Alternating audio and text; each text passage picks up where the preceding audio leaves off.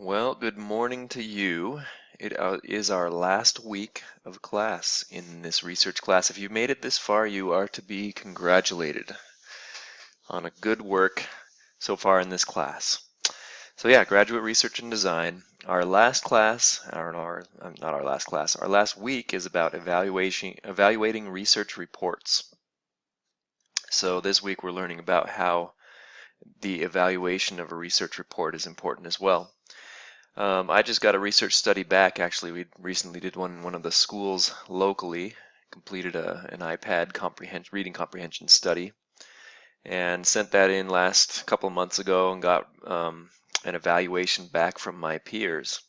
And normally how this is done, in order to get published, you have to have two peers that you don't know and they don't know you, and they don't know who wrote the article. You don't put your name on the article. Evaluate the article, and then they write back and say, if they think it should be published or not. The results from mine was that with minor revisions it could be published, and that's pretty common actually, to get back some pretty tough criticism of your article.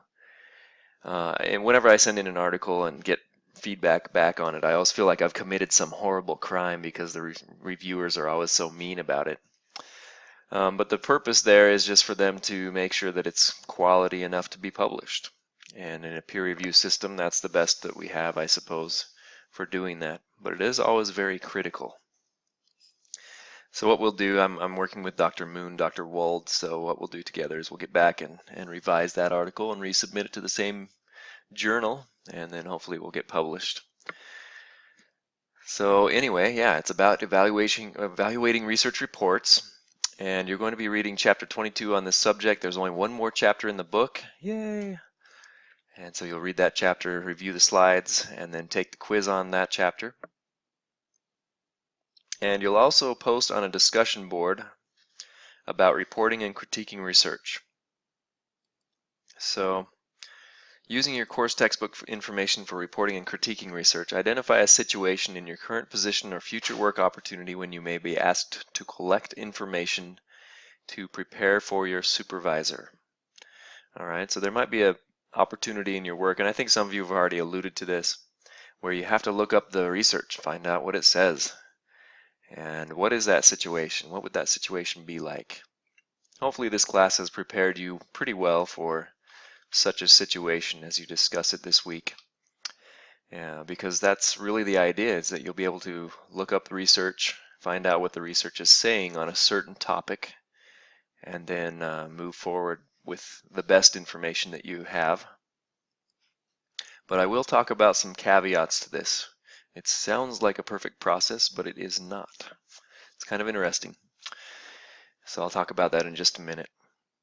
You'll also have a couple of assignments due this week. So you're going to evaluate one research article, and this is task 11 from the textbook on page 611. And so you need to choose a different article than the one featured in the textbook, but you can use that to help you complete your assignment as you look through it and see how they do it. But choose one different article, and it must be a research report. It can't just be a review of literature or something else like that.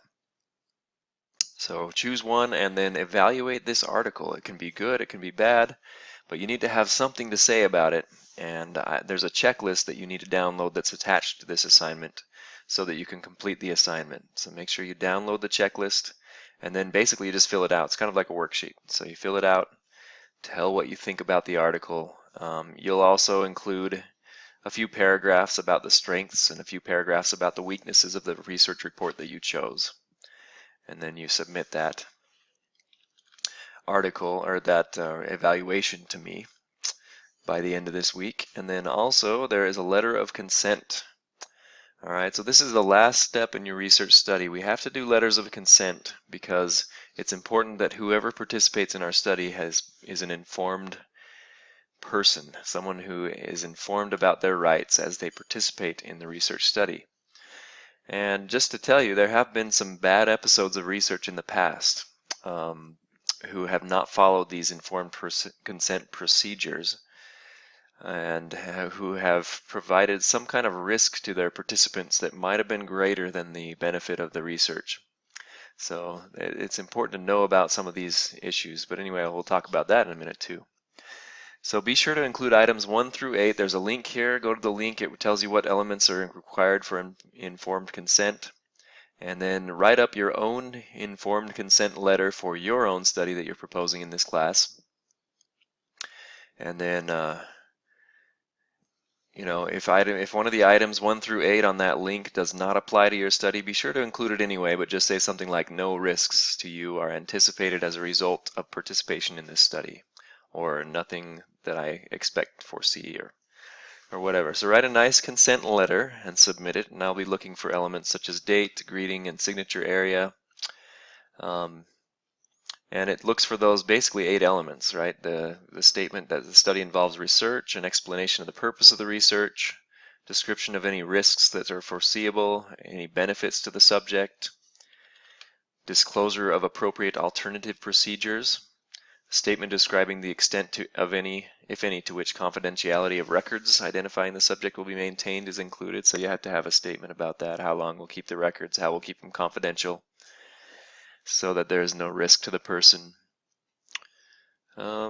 Any compensation or medical treatments available, an explanation. I don't think anyone has too many more than minimal risk. I don't think we're doing that too much. Except for maybe a blood draw. I think we have a research study with blood draws that might have some risks, so that would need to be discussed. And then explanation of whom to contact for answers, that would be you. And then a statement that participation is voluntary and that refusal to participate will involve no penalty. So you have to have those statements in an informed consent letter that you have your participants in your research study sign before you can actually conduct a research study. For most research studies, that are a pretty big deal. So, and it's important that people know that their participation is voluntary, that they can leave at any time too if they have like discomfort or don't feel okay with participating, they can leave. And that's always a part of research, and some of the reasons for that actually are some old experiments that have been done. One of them that I can think about that's famous is the Stanford prison experiment, in which people acted like prisoners and guards, and the guards started treating the prisoners horribly, and there was even, I think, physical abuse of prisoners. Even though it was just a research study and people were acting the parts, they became the parts. It was a bizarre thing. This is a picture of the Milgram experiments where Stanley Milgram wanted to find out how far people would go when coaxed by an authority. He'd been kind of interested in this since some of the Nazis during World War II had claimed that they were just doing what was ordered of them rather than of their own agency or their own choice. And that was their way of maybe having a defense against the bad crimes that were committed back in World War II. So Milgram designed these experiments to bring in people who were asked by, if you look at the diagram here, asked by an experimenter, and this was the person actually who was a participant in the research study, only they didn't know it. They knew they were part of a research study, but they didn't know what was really going on. So this person would ask this person who was not part of the experiment, was a participant, to shock this person, to administer some kind of a shock to the student. Well, it turns out that the student actually wasn't being shocked. They would just act like they were. So these two were in cahoots, I guess. And the experimenter and the student would just act like they were being shocked. And the experimenter would say, "That was a wrong answer to that question. Please administer a shock." Well, it got to the point where this poor man started administering shocks that were lethal. He knew on the box that those experiments were actually lethal. And when it came down to it, about 60% of the participants were willing to administer a lethal shock when asked by the experimenter. And even though, again, it wasn't really lethal, because this person was just acting as if they were in pain. So it showed how far we'll go to obey authority, which is a little bit disturbing. But what was most disturbing about this, I think, is that good research practices were not followed. This person here, who was the participant in the research study, was of course very troubled because he was asked to administer these shocks to somebody who was getting hurt according, that's what he thought anyway. And asked to administer lethal level shocks, severe shocks that were dangerous to that person, and so that it was very psychologically disturbing to the participant. And this is just one example of a study where we have one of the reasons why we have informed consent for our participants. And it's generally a good practice to involve them in informed consent before even participating in a study, so that they know that they can quit if they want to. Now, 40% of these people who participated in this study did quit. They refused to administer a dangerous level of shock to the person when asked anyway. But they didn't know that they could do that, I don't think, in this example. So it came out with some good findings and so forth, but it also, I think, helped us to focus more on ethics with research and make sure that we're not causing people to be distressed in our research studies. So I just wanted to share a few parting thoughts for this class as we finish up. This is our last week. This guy, Neil deGrasse Tyson, is very famous for being pretty focused on science and scientific discovery, and how he kind of thinks science is much more important than almost anything else in the world. Science, he loves it, right? So Neil deGrasse Tyson proposed in this tweet, Earth needs a virtual country, rationalia, with a one-line constitution. All policy shall be based on the weight of evidence. So it sounds pretty good, right? The idea that you can look up the research, whatever the research says, that's how we're going to make policy in our world, or in our new rationalia country. The problem here is that the idea that all policy should be based on the weight of evidence is troubling, because again, it says here government won't work. But if it talks about it, science is not a window into a perfectly rational world. It is instead an ever-evolving tool used by humans to better understand the world around them, and a method for other humans to replicate the same work so they see if the original findings hold true.